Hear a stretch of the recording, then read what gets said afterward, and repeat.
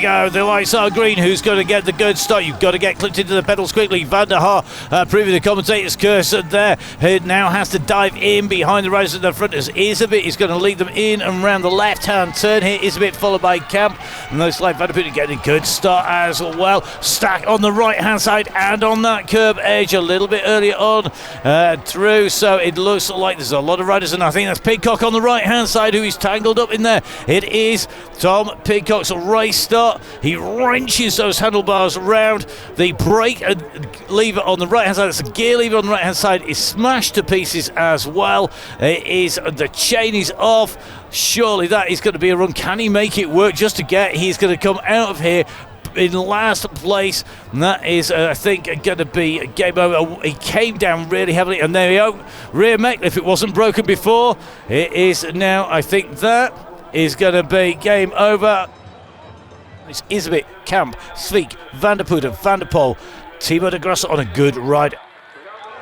It is almost just one line though as they come round. This is a very fast Van der Poel with problems a little bit further back down the field. Not his characteristic usual, not many mistakes. Self, he's further down the pack than maybe normal.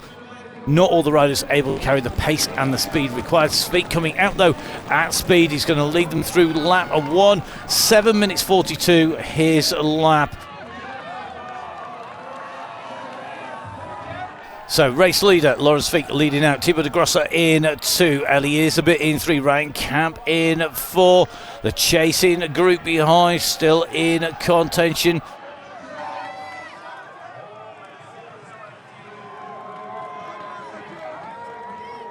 And it's Van der Poel who's on the front.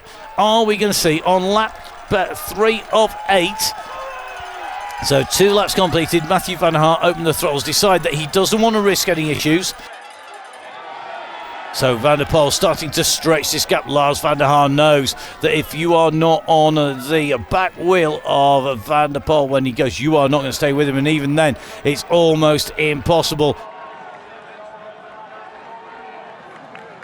Now looks like a change in the chase. Thibaut de Grosser now moving up the Alpecin rider, immediately behind Van der Poel. I say immediately, it's already opening. That is what, 20 metres, nearly 30 metres. The gap that's opened up, the time gap is increasing. 3 seconds at the last time check.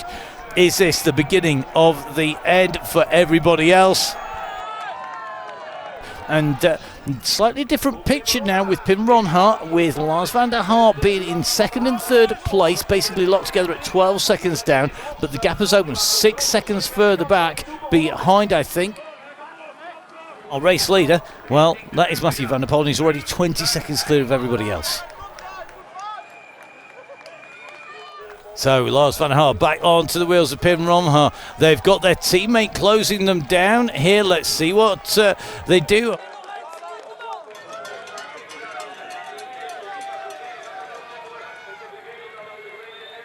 As Ronhart leads them on to the bank, followed by Nieuwenhuis and then Van der Haar after his pit change, moving from what has been a pretty regular position sat in the middle to the back of this trio of riders.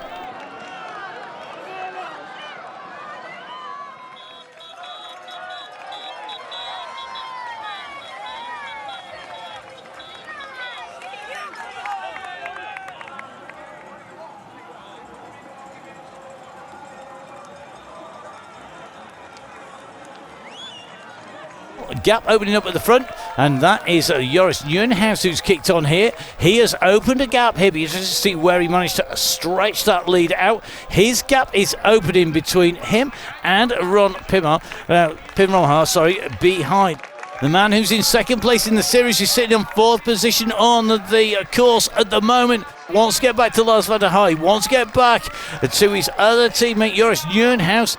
Whoa, Pim Ronhart got that all squirrely as he went around that left-hand turn. I suspect that bike is the one that's been kept clean all the way through. It might be his 4th bike. He's pulled out, kept super clean, ready. The gap is open now between Ronhart. That mistake on that left-hand turn. So the applause rings out as Matthew van der Poel turns for the planks. That he is ahead of Joris Nieuwenhuis, who's got the gap on Lars van der Haar, and it looks like a decisive gap back to Pim Ronhaar.